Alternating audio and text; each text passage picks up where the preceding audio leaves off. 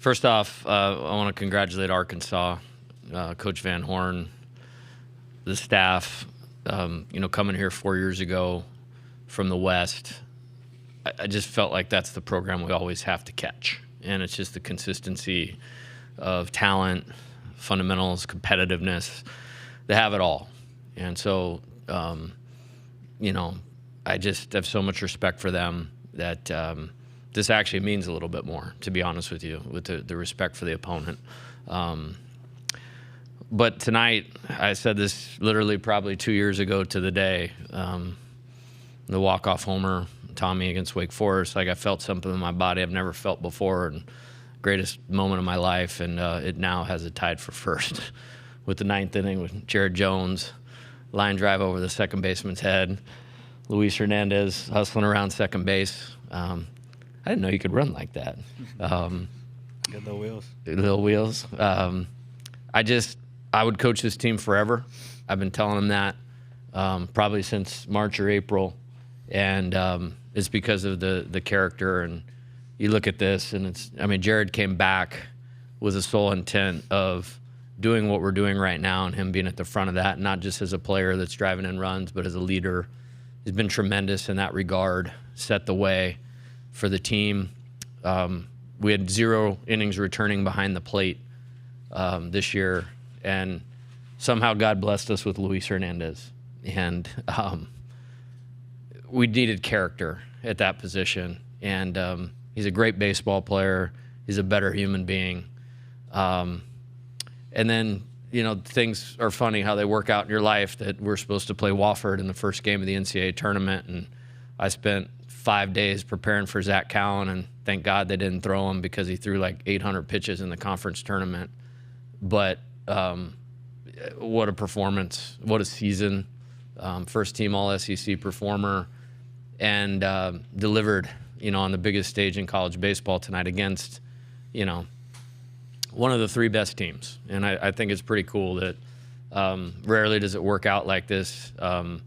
While that game was going on tonight, the 3 best teams in college baseball were still alive, and just excited to prepare for a couple more days, enjoy being together, and go compete for a championship because I get to coach guys like this, and they're all across the team. But we're not here without you 3, so thank you for everything you've done, and let's get after it. Okay, we'll open up the questions for Coach. A reminder to please state your name and media affiliation. Jason Patterson, out on CWS. Coach, you've seen this thing from all angles now. Can you speak to the value from your perspective of getting this done tonight versus it going to tomorrow? Yeah, I steal the line from the movie Hoosiers, where the coach talks about you don't look at the next step until you've climbed the one in front of you. And I think that's really important in tournament play. Once we took the lead, I started managing in a way of like, let's get this game done tonight and put ourselves in the best position possible to be successful this weekend. And what a week for Chase. I mean, he did what he needed to do. We just didn't complete the double play right there. Great job by Jaden Newt. Spectacular job by Zach. And I thought Zach could be successful in this game, successful enough to give us a chance to win late. And he was a starter last year, and so he had extended, and he got us probably 3 more outs than I thought he would, which was huge. And then great job by Jaden Newt. We knew he would pitch in this game. And then Chase, that's like a very unfair line score right there. And then Jacob Myers, we didn't get the punt. I brought him in to strike out Thomas, who had a ridiculous game, by the way. I mean, that guy's a great player. But then he punched the next 2 guys out to keep it at 5-3. And then the offense did the rest. And it's a huge deal not to have to play tomorrow night. There is nobody happier in the city of Omaha that there will not be a game here tomorrow than Jay Johnson right now. Jay, I can't tell if you're exhausted or emotional, but you talked at times about this team earns this, deserves this. Yeah. I guess, what does it mean to you to get them here? I mean, I literally am at a loss for words, and there's so many thoughts, and literally it's like, yeah, it's about getting to the ultimate where we're at, and I'm so proud of them for that. But it's literally about getting 5 more days with them, And this is a model team. And there haven't been much of this. I mean, it's been a consistent effort from whatever, August 24, first team meeting through the 9th inning tonight. And I mean, think about the walk-off wins we had at home against these guys, against Tennessee, and they just stay with it. The mental toughness is really like nothing I've ever seen before. And the investment in the team. I mean, we got guys that are going to go to pro baseball, but it's all about this. I mean, it's not just a saying. Like at LSU baseball, the expectation of the players, I will always place the needs of the team above my own. And we have so many examples of that. And I'm just really thankful. I mean, if you ask me if I had a word or an emotion, it's just really thankful. Michael Poggi, KLSU Sports. Everybody's going to talk to you about Luis Hernandez and Jared Jones, but kind of talk about you putting in Jake Brown as they intentionally walk Josh Pearson, try and get that matchup with Stanfield. You do the pinch hit. Talk about that and how big that was in the game. Well, he's one of our best players, and so it really wasn't a hard decision. And Chris Stanfield's one of our best players. The other night against Gabe, who I said this on Saturday night, he's one of the best pitchers in the entire country. Like, it's not close. I voted for him for SEC Pitcher of the Year in the preseason. Like, that was my pick for a preseason SEC Pitcher of the Year, was Gabe Gackle. And we did not see him at all the other night. I mean, he struck out like 10 guys, very uncharacteristic for our team, and it was mostly right-handers.